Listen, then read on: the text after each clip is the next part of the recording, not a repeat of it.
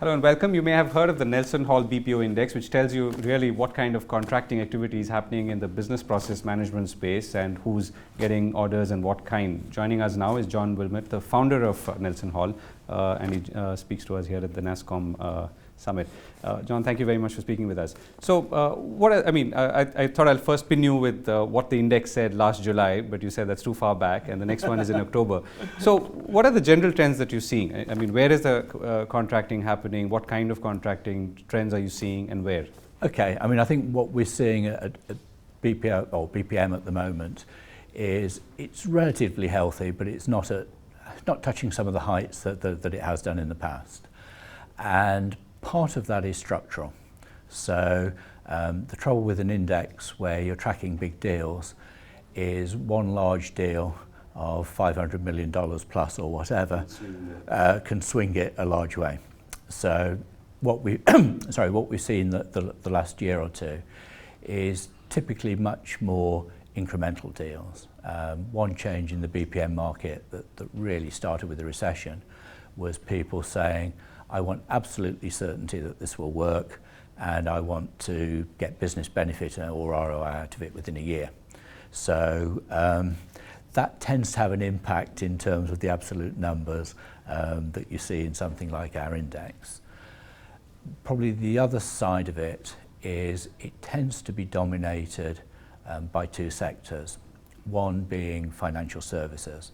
And there I'm using financial services in a broader sense than capital markets, so all of retail banking, all of insurance and government. And if you take, I guess, the North American and the EMEA numbers tend to dominate, those tend to be pretty important markets in that. So what we've seen recently is a couple of those areas are pretty buoyant, and some aren't. So the retail banking has been relatively stable, sort of unexciting. I think what we're starting to see come through now, and let's see whether the figures get a bump in the next BPO index, is the capital markets firms. Clearly there's quite a lot of activity there. We've seen one or two more to come in terms of them spinning out areas and saying, I would like someone else to take this off my hands, set it up as a utility, sell it more widely, and give me some money for it and a very good price for ongoing services as a result.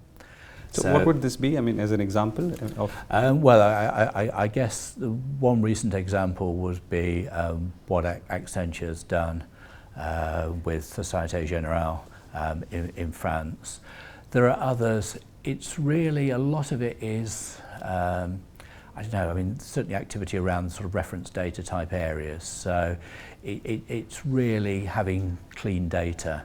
So it's not, necessarily executing the trades themselves. It's all the support work that is relatively non-competitive between the different capital markets firms. Right. So there's a certain amount of a spin-off going on that. But it's also suggesting an upswing in the markets themselves, right? Yes, yes. I mean, I guess stock markets have been doing a bit better, those guys. And I guess they're finally looking to transform themselves. I mean, capital markets, if you take the traditional view, they basically never changed their processes. They took on people when times were good, they laid off people when times were bad. I think they're now, I was going to say finally would be a rude thing to say, but they're looking at themselves and saying, well, actually, maybe we should do the same process cleanup that's been done elsewhere. There are areas where we don't want to do that, and actually being somewhat entrepreneurial capital markets firms, we think it can be done more generally than just for us. So that's going on. Massive source of BPM at the moment, not every Indian firm will necessarily want to partake of it, is the UK central government, who are almost coming in with a similar philosophy, which is why I mention them now, in terms of setting up shared services and actually spinning off bits of government that can be operated more widely on a multi-department basis or even outside government. So this would be trying to think of an example. I mean, there are at the easy level, there are are things like the shared services across the sort of F&A, HR type areas. They're also looking at areas like payments, utilities and things like that. So you actually have one payments utility across government rather than each department doing it. And these are all citizen interface? Yes, it is. Yeah. So again, it's very much what are these things. It's almost taking a process view of what's common across government and why should every department replicate that or replicate it in a different way, when actually we could have one organisation doing it, and maybe we could even sell it, you know, not just to central but also to local government, maybe to other people who are interested. And you said, but you don't see that coming to India as such? Not in the short term. I guess another thing, staying with that, and we'll come to the more India-centric ones at the moment, they're really looking to deploy a lot more local SMEs. Now, it's going to need someone, whether one of the big Indian firms or someone else, to do the heavy duty and provide the financial security and so on. But they're increasingly looking to plug SMEs, local SMEs into the delivery. That's interesting. So, and to come to the India equation, or the India part of the equation, how's that looking? What's your index telling you, or what did it tell you? Okay, it's looking pretty healthy to me. I mean, you know, there is lots of talk of, you know, stuff going onshore and a certain amount of protectionism, and, you know, yes, the Indian firms, you know, as they well recognise, you do need a little bit more high-end expertise locally than maybe you did in the past. I think at the other end of the equation, certainly the lower-end activities, and that's probably a bad way of looking at it. Let's split it into three bits. So the really low end, it's increasingly let's automate. And certainly all the Indian. And is that because the experiences, bad experiences, or is it because? No. It just improves. You know, as one of the speakers I was with earlier was saying, you know, quite correctly, BPO is about exceptions handling, which it is an awful lot of the time. Okay, if you're doing exceptions handling, then what's a natural progression within that? You know, you've all used Lean Six Sigma, analytics, all the rest to say, well, actually, this is the root cause of this. Okay, now let's take it out. You know, you've all used the tools in there to join the process gaps. Take some of this stuff out. You know, a lot of it's going into workflow outside the main ERP or whatever, and you handle it separately. So I think there's a, if you like, increasing tendency, certainly on the low end, to, well, actually, let's get the exceptions down to a very low level.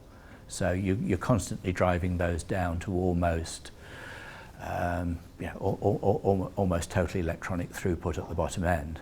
Similarly, on the customer interaction services side, everyone, you know, really wants to put all the simple stuff in self-service. So I guess then there's a middle layer behind that, and probably the handling of the exceptions of those, and that's still going offshore. If it's data-centric, if it's analytics-centric, it's more likely coming to India than anywhere else. If it's customer interaction-centric, if it's US, then a fair chunk of it is going to the Philippines. If it's UK, it isn't going to the Philippines, a fair chunk of it is still coming to India. And if it's technical support related, then it's coming to India. So I think the net, yes, the Indian firms in terms of delivery are probably increasing the proportion of onshore at the high end.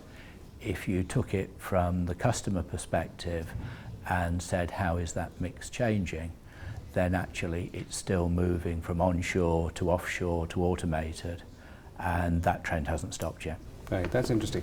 So I was asking you, how's the year ahead looking for the industry at large, and more specifically from an India standpoint?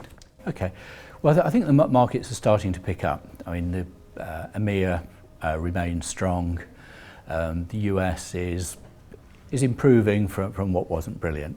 There are certainly very hot spots there, like the healthcare side, whether it's healthcare payer or healthcare provider, both probably accelerating still in the US. Because of Obamacare. Yeah, yes. I mean, there's just such a lot of change going on there, and I guess change is generally good for BPM. Not always in the short term while people think it through, but certainly once they have thought it through. So that's going fairly strongly. In manufacturing, there's still quite a lot going on the F&A procurement, starting to move into supply chain support type tasks and so on. So those are all pretty strong markets. Retail has been very strong, really in the customer interaction space, seeing some interesting patterns there in terms of people providing pay-for support services, in terms of putting fashion students behind, giving people fashion advice on Facebook and things like this. So there's some interesting, a lot of the emphasis now is pretty top-line oriented, and what can you do for my wider business rather than just how you can take cost down. I think having said that, there's still, if you like, both sides of that equation. So most people are still pretty cost conscious. They're looking for you to come up with an offering or a service that does actually change the dynamics of their cost base, but they also want it to be something that takes their business forward in terms of wider business objectives, in terms of increasing sales engagement and retention with their customers. So all that's still going pretty strongly. Right, John. Thank you so much, and we look forward to your October edition of the index. Thank you very much. Yeah. Thank you. Thank you.